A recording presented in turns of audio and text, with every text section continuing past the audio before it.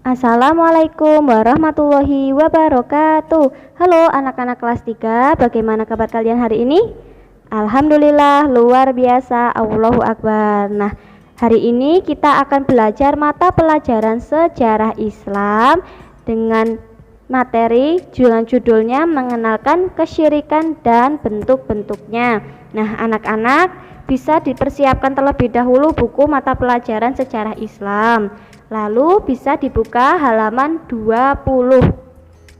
Jika sudah dibuka, maka kalian akan menemukan judul mengenalkan kesyirikan dan bentuk-bentuknya. Nah, seperti biasa, sebelum kita memulai pembelajaran pada pagi hari ini, marilah kita membaca basmalah bersama-sama terlebih dahulu. Bismillahirrahmanirrahim. Semoga pembelajaran pada pagi hari ini dapat dilancarkan oleh Allah Subhanahu wa taala dan terserap ilmunya dengan baik. Amin. Sudah siap untuk belajar? Tetap semangat ya. Baik, kita simak bersama-sama ya anak-anak ya. Nah, di situ sudah terdapat beberapa kalimat ya anak-anak ya. Baik, anak-anak, sebagai umat muslim, kita hendaknya menghindari sikap tercela atau keburukan.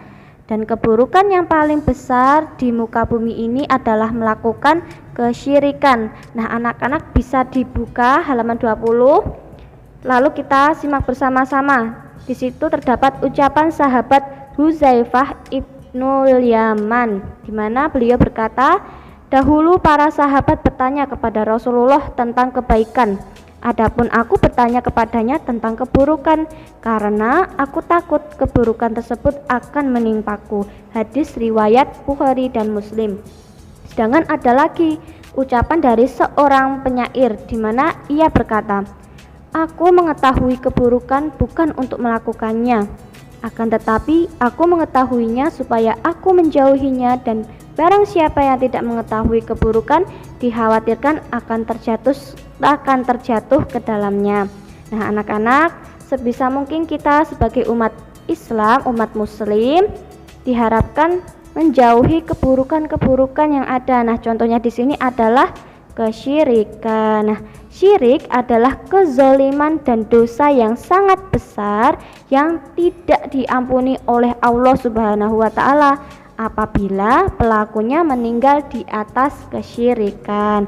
Nah, di sini Allah berfirman, "Innallaha la yaghfiru ay yushraka bih wa yaghfiru ma duna dzalika liman yasha wa may yusyrik billahi faqad iftara itsman azima." Yang artinya, sesungguhnya Allah tidak akan mengampuni dosa syirik, dan Dia mengampuni segala dosa yang selain dari syirik itu bagi siapa yang dikehendakinya. Barang siapa yang mempersekutukan Allah, maka sungguh ia telah berbuat dosa yang sangat besar.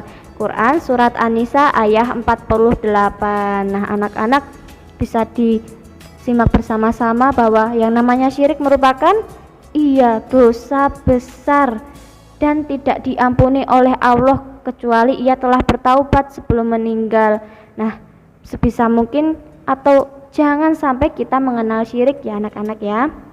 Baik. Nah, pengertian syirik perbuatan menyekutukan Allah Subhanahu wa taala dengan selainnya dinamakan syirik. Nah, jadi perbuatannya ini dinamakan syirik.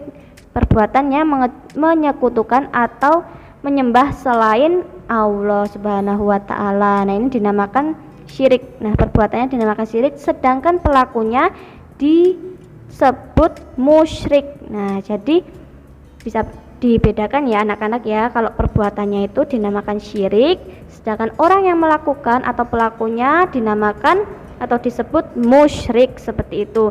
Nah, anak-anak, syirik terbagi menjadi dua macam, yaitu syirik besar atau syirik akbar, di mana artinya adalah beribadah kepada selain Allah Subhanahu wa taala, dan syirik kecil atau syirik asgor, yaitu dibagi menjadi dua juga anak-anak. Ada syirik zahir atau nyata dan syirik khafi atau tersembunyi.